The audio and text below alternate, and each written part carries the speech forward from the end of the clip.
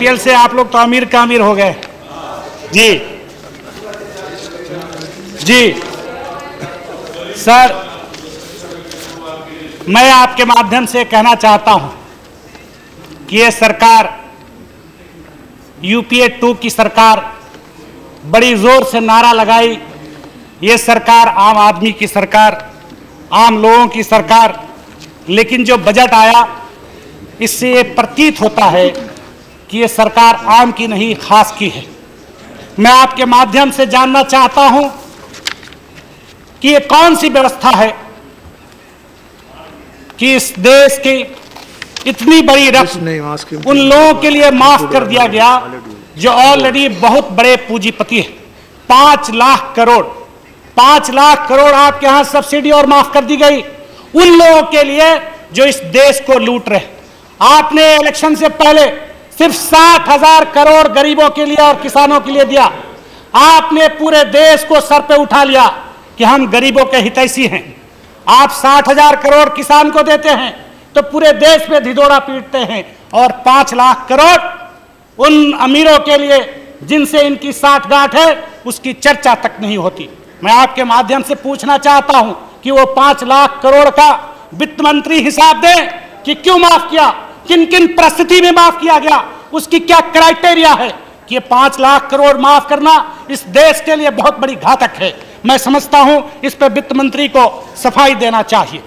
मैं आपके माध्यम से पूछना चाहता हूं कि नरेगा में इतना बड़ा एलोकेशन होता है, हर लोग ये जानते हैं, इस सदन में बैठे हुए और गरीब के और गांव-गांव के एक लोगों को पता है कि नरेगा में जो पैसा जाती है, इसमें जो आपकी व्यवस्था है उसमें कोई सुधार नहीं की जा रही और वहां पे 90% पैसे का लूट किया जा रहा है। मैंने बार बार कहा कि पहले अपने सिस्टम को सुधारिए, फिर आप पैसे का एलोकेशन कीजिए। हम लोगों को जो गरीब किसान, छोटे छोटे लोगों के लिए जो गांव में छोटे छोटे पैसा कमाते हैं, उन पे 10 तरह की आप कर्ज की तरह माध्यम से आप उनसे डबल वसूली करते हैं। मैं आपके माध्यम से ये कहना चाहता हूं कि सर 1998 के बाद आपकी सरकार 2 बार आई, एक बार भी आपने कोशिश नहीं किया कि एक गरीब किसान 5 मील दूर तय करके शहर के एक छोटे गांव में आता है, शहर से आता है और अपने अकाउंट में पैसा जमा करने के लिए आपकी कैसी व्यवस्था है?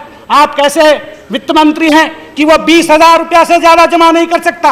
आपका पूंजीपति 5 करोड़ रुपया एक दिन जमा कर सकता है और निकाल सकता है, लेकिन अगर वो 5 मील दूर से सफर करके आता है तो 20,000 के लिए जमा करने के लिए 2 घंटा खड़ा होना पड़ता है, तब वो 20,000 रुपया जमा करता है। उसमें आपने आज तक अमेंडमेंट क्यों नहीं किया? आपने 1982 में किया, 1998 में किया, उसके बाद आपने उसमें अमेंडमेंट करने की जरूरत नहीं समझी। इसलिए कि आपकी सरकार किसानों की सरकार नहीं है, आपकी सरकार गरीबों की सरकार नहीं है, आपकी सरकार मजदूरों की सरकार नहीं है। आप सिर्फ जुबानी जमात करते हैं।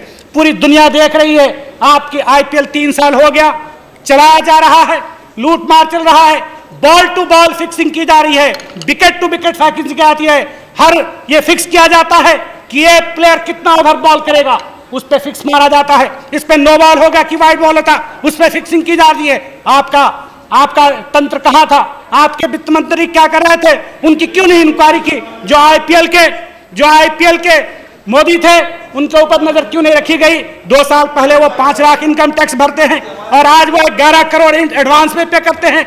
आपकी नजर कहां गई थी? मैं समझता हूं कि वित्त मंत्री को अकेले थोड़े हैं। हाँ, वो तो पूरी सरकार लगी उनमें, तो हम सब लोग को नहीं कहते, वहां भी लोग गरीब लोग बैठे हुए, मैं समझता हूं उनकी पूछ नहीं होती है। वहां चंद लोग हैं जो पूरे सरकार को चला रहे, तो मैं जानता हूं आप ठीक कह रहे हैं। इसलिए अरे आपको भी मालूम है, हमको भी मालूम है।